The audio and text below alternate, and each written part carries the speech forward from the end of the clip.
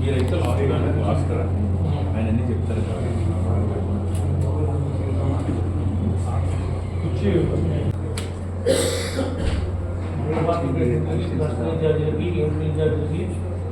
రేపు జరగబోయేటువంటి రాజశేఖర్ గారు మన యొక్క అభ్యర్థి రేపు పొద్దున ఉభయ గోదావరి జిల్లాలో పట్టభద్రుల నియోజకవర్గానికి పోటీ చేస్తున్నాడు.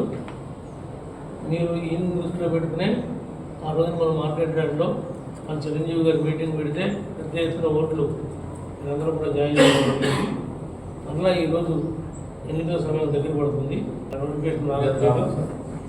మీరు ప్రిపేర్గా ఉండాలి. మనం ఎన్ని ఓట్లు చేయొచ్చామో అన్ని ఓట్లు బూత్ దగ్గరికి వచ్చి ఓటేసే విధంగా ఇదంతా ప్రయత్నం చేయాలి. ఏ విధంగా ప్రయత్నం చేయాలి అనేది ఆ రోజున ప్రతిపక్షంలో ఉండగానే విశాఖపట్నం పట్టభద్రుల నియోజకవర్గం నుంచి మన చిరంజీవి గారు ఏ రకంగా గెలిచారో మీ అందరికీ మాకు తెలుసు.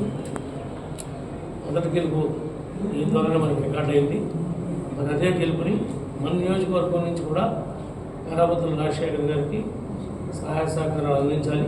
మీకు ఉన్న లోటుపాట్లు ఉన్నా, ఇబ్బందులు ఉన్నా, మీతో పాటు మీ మండల పార్టీ ప్రెసిడెంట్లు కూడా ఇన్వాల్వ్ అయి ఉన్నారు, బ్యాంక్ ప్రెసిడెంట్లు ఉన్నారు, సీనియర్ లీడర్లు ఉన్నారు. అందరూ సెటప్ అంతా పర్ఫెక్ట్గా ఉంది కాబట్టి మీరందరూ సహకరించవలసిన పాలన.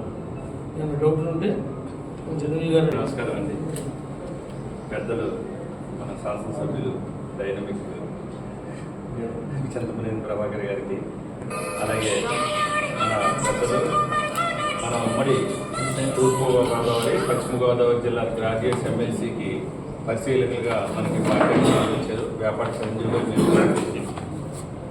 అలాగే వివిధ మండలాల నుంచి వచ్చిన తెలుగుదేశం కుటుంబ సభ్యులందరికీ కూడా నమస్కారం తెలియజేసుకుంటూ ఇది మిమ్మల్ని రెండోసారి కలుసుకోవడం. నేను మొదటగా చాలా గ్రాండ్గా మనం ఆ రోజు మార్కెట్ కమిటీలో పెట్టుకోవడం, ఎమ్మెల్యే గారు సారథ్యంలో మరి పల్లి పండుగ చాలా రోడ్లు కూడా శంకుస్థాపనలో పాల్గొన్నాం.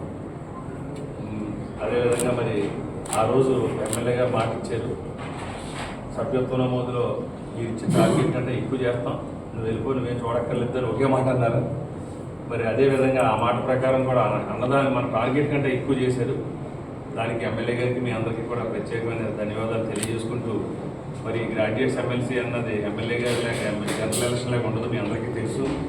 పట్టభద్రులందరూ కూడా మీరే నమోదు చేశారు కాబట్టి మనందరం కూడా వాళ్ళని వెళ్ళి కలవాల్సిన అవసరం ఉంది. మనం పట్టభద్రులు ఎప్పుడు కూడా మీకు చదువుకున్న వారికి కొంచెం ఉంటుంది, మీకు తెలియదు ఏముంది. ఒకసారి మనం ఫస్ట్ మనమే వెళ్ళి అడిగితే, ఒకసారి మనకి కమిట్ అయితే మళ్ళీ ఎవరైనా మారరు. మనకి ప్రత్యర్థి అంటూ వైసీపీ నుంచి లేరు, కానీ టీచర్స్ నుంచి యూటీఎఫ్ నుంచి వాళ్ళ క్యాండిడేట్ కూడా పెట్టడం జరిగింది.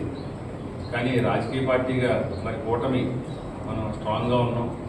మరి అత్యధిక మెజారిటీతో మరి ఆ రోజు మన ఎమ్మెల్యే గారిని ఎలాగైతే గెలిపించారో నన్ను కూడా మన నియోజకవర్గం నుంచి ఎక్కువ మెజారిటీ ఇచ్చి గెలిపించాలని కోరుకున్నాం. ఎందుకంటే ఈనాటి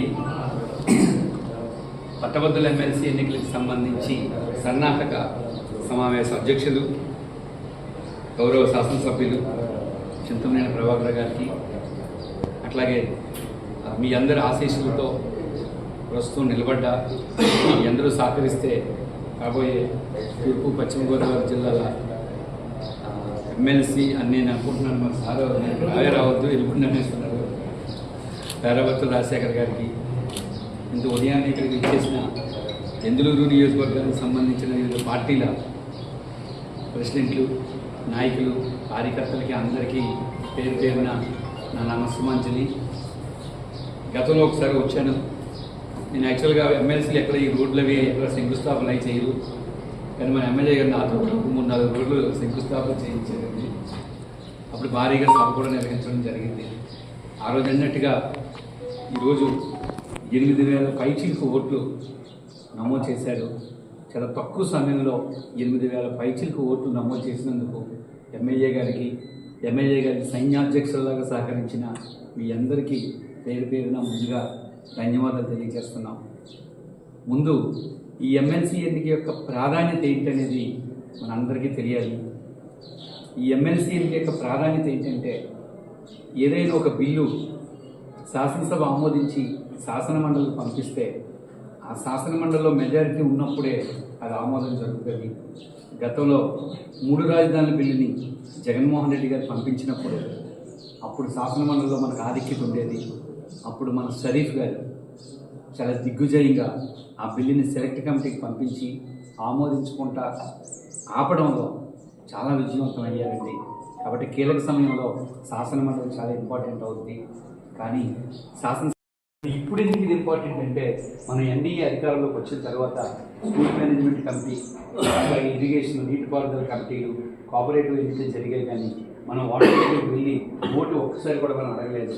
మన గౌరీలో మనం గెలిస్తే దీంట్లో ఇది నాంది ప్రస్తావన అవుతుంది. మనకి మాజీ సర్పంచ్లు, మాజీ ఎంపీటీసీలు, మాజీ జడ్పీసీలో బ్యాలెట్ వేస్తాం. మనం ఆ రోజు బ్యాలెట్లు ఎలా వేస్తాం అంటే, పేరుకి ఎదురుగా గుర్తు ఉంటుంది, సింబల్ ఉంటుంది.